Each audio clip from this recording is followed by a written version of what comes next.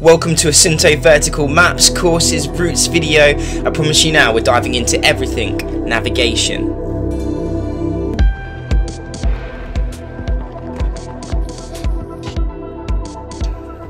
Hello there and welcome to an Active Ideas video. Here we're looking at the difference between the course navigation, the Suunto navigation from the brand new Suunto vertical, and also have a Garmin here. All of the watches have their advantages. Please give this video a like, comment and subscribe. I am soaked out here in the rain. I came out half an hour ago when it was sunny. I was getting attacked by wasps and bees, and then I moved location to record again so I wasn't getting hounded by insects, and then it just broke out into a little bit of a storm. Definitely been able to test how waterproof these watches are, but in terms of how responsive that touchscreen is when they're soaked by the rain, so stay tuned for that. With the Suunto vertical, which this video is focusing on, I've dived into everything location, so you can see the difference between the outdoor maps, the high contrast maps, the dark maps. We're also going to look at how to upload routes and create courses. We're going to look at how to navigate on routes using the watch. We're going to look at how, when you're in a sports profile, how on demand, on fly, you can choose a route, a point of location, such as like elk or your tent or an aid station, and navigate towards that. And I'll also go into a bit more of those advanced things such as the elevation profile and how you can maybe use that to your advantage. Before we dive in as well, I just want you to know this is the most accurate compass you will use on a sports watch with the Topo maps. The pinpoint accuracy is absolutely insane. So let's dive straight into the video and let's have a look at all of these watches. We're going to load up the same course, navigation, and we're going to do the vertical map video. We're also going to do that on the Suunto. So we're going to go up to running. We'll select the running course. Then we're going to go down to courses. Now you can have it on breadcrumb trail, so that's just going to basically record a breadcrumb. But if you want to do an actual route, you select routes, and we're going to go all the way down to the vertical map video, which is the video that we're shooting now, and select that. And we're just going to do the same on the Forerunner as well. So we're going to go on to navigate, go on to courses. I'm going to go down to the vertical map video and select. And what you can see in all of these watches is kind of an overview of the courses. And if you want to have a little look at the more information, I mean, you can look at the distance and you can look at the highest point, the lowest point, the date it was created, stuff like that. Yeah, that's something you can do on all these watches, but we're actually going to just select do course on all of the watches. So navigate, and we're going to have the map selected to outdoor as well. So this is where you can change it from outdoor, you can change it to high contrast and also to dark. So we're going to have it on outdoor. We're going to select do course. We're going to go on to the Suunto and select do course as well. And we're also going to select do course on the Vertix 2. Now what you can see straight away is the Vertix 2 is going to try and show us the direction by that blue dotted line towards the start of the course, and that's roughly about 66 meters away. So we're getting a notification, look, you're a bit far away from that starting line right now, head that way and you'll get there. So that's really cool. We're going to have a look at the map on the Suunto, and again we can see the start of the trail on the vertical. With the Garmin we're also going to get where north is, but if you scroll through the pages we're going to get this kind of direction. So it's going to show us, look, to get towards the start you need to head this way, because we're 0.03 miles away from the start of the course. You're going to see like red little dot when you're on the data screens, or most of the data screens, and it's just showing the direction to the start of the course. When you scroll through all of these, you're going to be able to get some sort of elevation plot. It's also showing those waypoints that were created earlier, actually in the Suunto app, which is really fun to do. On the Suunto, you can see the elevation plot as well, and Climb Pro on the Garmin. But yeah, all three watches showing you that elevation plot, which is fantastic. I know this is a navigational video, but this is one of my favorite features of the Suunto Vertical, the burner. For anyone who's into their physiology and wants to know their distribution of fat burning energy systems and carb burning energy systems, I mean, we call it RER. In the sports science community, that's such a cool watch face to have. Now, the options you do have is, the furthest you can zoom out is 500 meters, and then you can zoom in again to 200 meters. You can zoom in again to 100 meters. We've got 50, and then we've got 25 here. And you can use the touchscreen to scroll around the screen. So I'm just going to zoom out so you can see the start of the course over here, and we can zoom out and follow the whole of the course and how it twists and turns around these fields, or even have quite a good overview as well. And the loading screens are quite impressive on the Suunto Vertical. A similar thing on the Vertix, where you're using this kind of digital dial to zoom in and zoom out. But I'm noticing on the Vertix that it is a bit jumpy.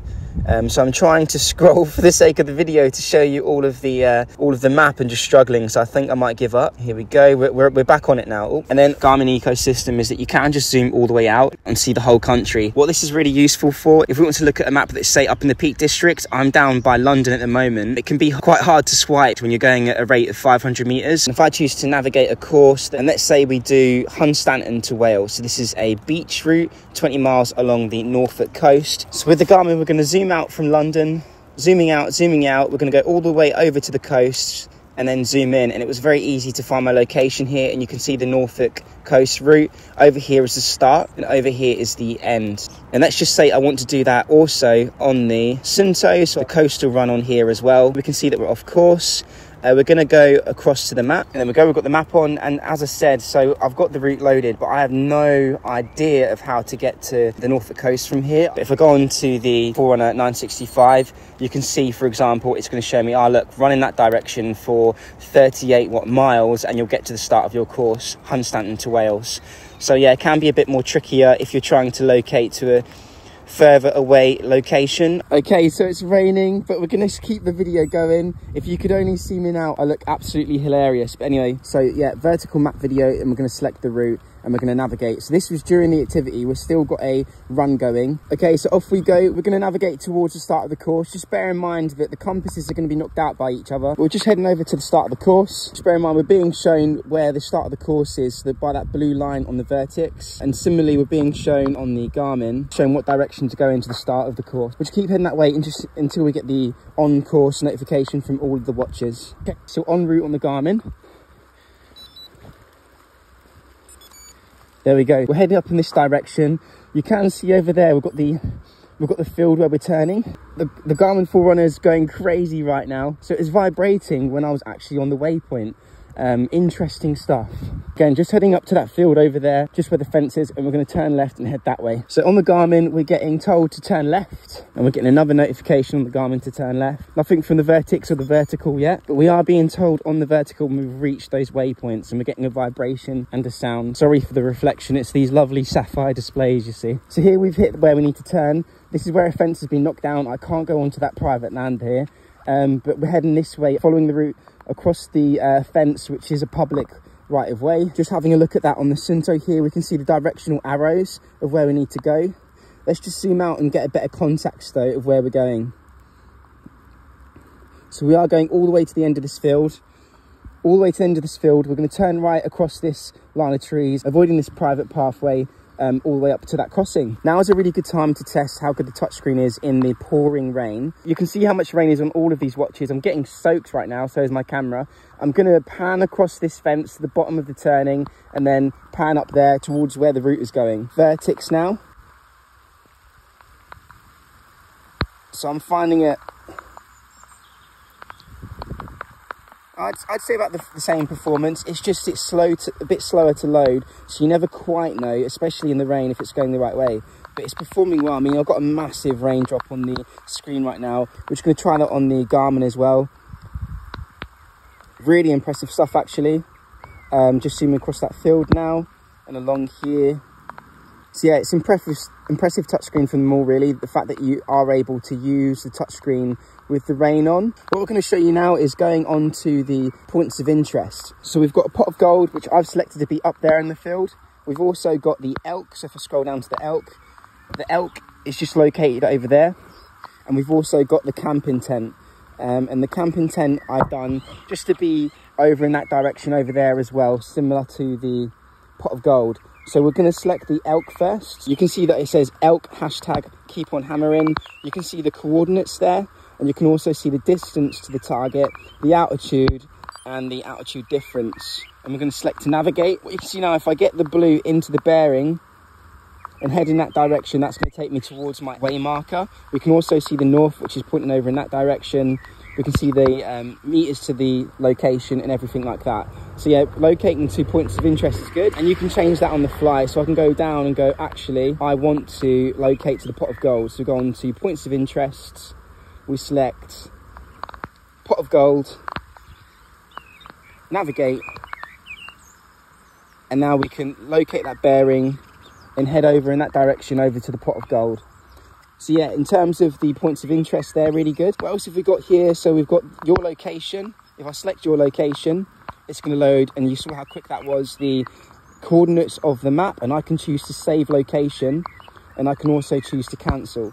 So we'll save that location as a point of interest. You can choose to save it as a point of interest. You can choose a station, and there's literally loads more. An avalanche risk, bedding. We're going to save that as an avalanche risk because why not? So the location is saved now. So I just wanted to show you that if you go into navigational settings, I couldn't leave this out. You go down to the format. I had someone in the comments earlier ask me if it does do the British standard, the national grid, and it is here. So look at all these options. We've got the Swedish, the Irish, the Swiss, the British, everything you might need in terms of those crazy grid references, but we'll leave it on the standard one for now. You've also got the details, so I'm going to show you the details towards the pot of gold because that's what we were last trying to navigate to. You can choose to find your way back, so when I select find your way back, again we're going to line up the bearing with the blue arrow here, and that's going to take us in the right direction back to where we started this video. What other options have we got? You can choose to look at the breadcrumb trail, you can choose to look at the compass. If you just want a basic view of the compass, you're not trying to navigate it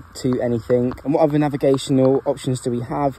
We can change the map as well. So this is the dark view, and all it's done, if I zoom all the way out and then scroll over into the city, is it's changed, yeah, the white sections of the map to being darker now. You can see what a street would look like with that dark view, with the roads now being white and the buildings being kind of this grey, and we've still got green represented as being like a field. And we're going to go down, down, select. You've seen half of this video has been in outdoor. We're just going to look at high contrast as well. We're going to go to up, pan and zoom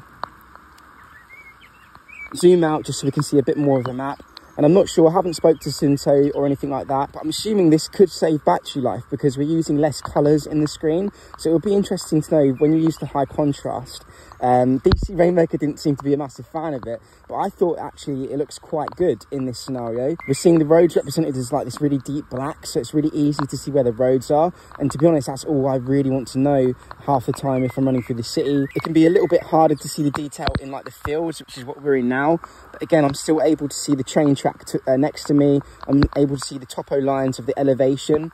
I'm able to see trails, and we're able to see the ponds as well. So what I like about the high contrast, I mean, just look how easy it is. If you are following a trail, you can't go wrong because you've just got these black dotted lines, and if you're not on the black dotted line, then you know you're kind of off route. And it's quite easy to see where public footpaths are as well, so we've got more black dotted lines over here. So high contrast is really good. The last thing I want to do is the bearing navigation. So say we are on this field, and I want to locate towards those houses over there. What I'll do is I'll point the way marker towards the houses. It was over in that direction. I'll select that.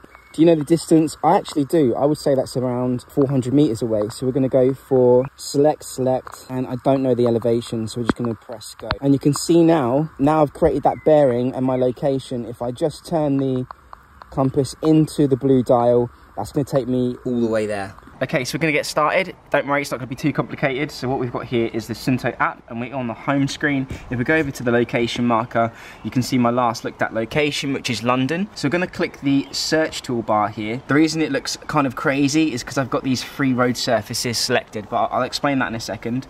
I'm going to type in Mount Snowdon, and then we can get the Mount Snowdon summit. What it'll do is it'll find that, and you can either choose to save the point of interest. So this would be your way of navigating towards a location. So say I want to navigate towards the start of a race route, I'd have to put the name of the race route in, and I'd have to save it as a point of interest. But then you can also begin to start a route or end a route here. What happens if you click start a route is you'll click start, and it will plant the beginning of your route. So let's say we want to go all the way to Wrexham, so we click on Wrexham and we drop the marker point somewhere in the city. And there we go, the Suunto has calculated turn-by-turn navigation from the top of Snowdon all the way to Wrexham. I could choose to reverse that course if I wanted to, but yeah, you can see all the turns here, and all this would be ported to the watch. We'll go all the way to Snowdon here. Now there are different ways you can interact with the map, and this is where it gets really exciting. So we're currently at a mountain range, and if you want to see what does the actual elevation look like, because obviously this is a bit crazy, what you can do is push with 2 fingers and then you can see the actual gradient of these mountains. So that if you twist your fingers one side, or if you twist your fingers the other side, you can see the other peaks in the valley and stuff like that. So what you can see is Mount Snowdon is over here. You can drop a waypoint on here. Here is where I got crag fast really badly in my life. You start your journey over here, and then you start heading over in this way. And what you can choose when you get to Snowdon is you can choose to head up the pig or the miners track, or you can choose to head up the Goch ridge. And this ridge goes all the way up here. You can see you have to climb some crazy terrain just up here, and then you start heading all the way over. Let's just zoom out a little bit more, and then you get onto the top of Crib Goch over here. What can happen then is you start heading over that way towards, I believe, the summit of Snowdon. So that is how you look at the mountains. I've just shown you how to plan. So we're going to go from A all the way over to Crib Goch. And you can see it's done an automatic route here that's taken us a safer path. It's actually taken us across the pig trail. But what you can do is I can press undo and you can choose to free draw. So you don't want any automatic drawing. You can also choose if you want cycling routes, mountain biking, road cycling, but we don't want it to kind of automatically do the routes because we want to go the crazy way. So we're going to go from there to there, then we're going to go from there to there, then here to here, here to here, and here to here. And we're going to press done. Mount Snowdon to Crib Goch. We're going to press done, we're going to press it's for running and cycling, and we're going to press save. Once you've made your route, you'll be able to go over to your route library, and you can see here that we've got the Mount Snowdon to Crib Goch that I've just created, the distance of 2 kilometers, the ascent, and yeah, the time, I guess. So what you want to do to send it to the watch over here, I need to come out of compass mode because otherwise it won't connect, so we're going to exit the compass mode, and you'll go over to using watch. So I want to send Mount Snowdon to Crib Goch to the watch, and hopefully it'll connect. It's just preparing to sync now. You can see it's syncing routes, and it's synced the routes. So now if we go over to the watch now, and hopefully you can see that, I'm just going to zoom in a bit more. So now we're on the watch, we're going to go up to running, because I'm a mountain runner apparently. We're going to go on to routes, breadcrumb trail, then we're going to go on to routes here, Mount Snowdon to Crib Goch 2k. You can see the elevation plot and obviously a very rough drawing. Obviously you'd go for a bit more planning. You're able to look at all of the details about this journey, and you're able to select navigate, yeah, to go ahead and kind of get it going. You go up to the top and press start. Then off you go, you've begun your crazy mountain journey. Good luck to you, and hopefully you don't get crug fast like me. I didn't need mountain rescue, but I did do some pretty stupid down climbing, so yeah, everyone learns from their mistakes. Stay safe out there is the moral of the story here though. So the only other thing I want to quickly dive into is that you can touch this button to take you to your location. You can use the search bar.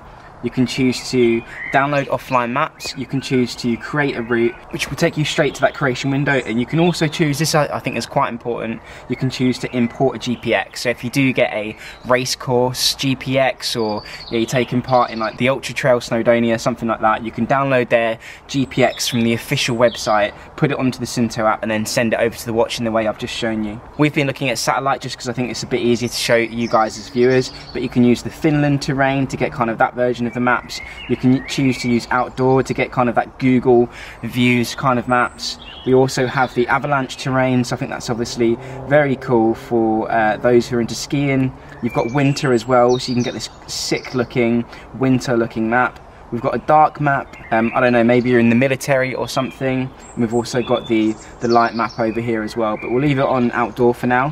What you saw earlier of all the crazy lights, you can choose to only show you paved courses, you can choose to only show you smooth, unpaved, so I guess it'd be like gravel and stuff, and then you can choose rough, unpaved. And this is just a random point in the map I've scrolled to, and you can see all these awesome courses so that you can build your own routes. You can hide cycling forbidding roads, so that's good if you want to avoid like motorways and stuff. You can choose heat maps, so we can choose to look at a heat map for people who frequently do running. We can see all the running that everyone who has Suunto has been doing, and I think that does come in very handy when you are looking at places like Wales, like we were. And yeah, I'm not super comfortable in those terrains when I'm up in the mountains, so to have these heat maps and see actually look, loads of people have gone across here, loads of people have shut across here, and look what this guy did over here. Just be a bit careful again when you're up in the mountains. You don't know what type of gear and you don't know what type of experience level that these people were operating at, so always just be a little bit cautious, but it's really good to know sometimes that you're on the right track in terms of navigation. But yeah, you can choose for popular routes for walking, trekking, trail running, hiking, running, and we've also got this points of interest that we can either leave on or turn off. One feature I think is very good is that the way the strap's been designed, it completely folds back. Not a lot of watches do this. It makes for when you plant it onto a map very easy to get it laying flat onto the surface of the map, as you can see here. So thank you for watching Active Ideas video. This has been a Suunto vertical maps video. I'm soaked. Peace out. thanks for watching. You know the drill. Like, comment and subscribe if you can. My slogan, dreams are a step away. And remember, show compassion, show esteem, and have fun out there. Peace out.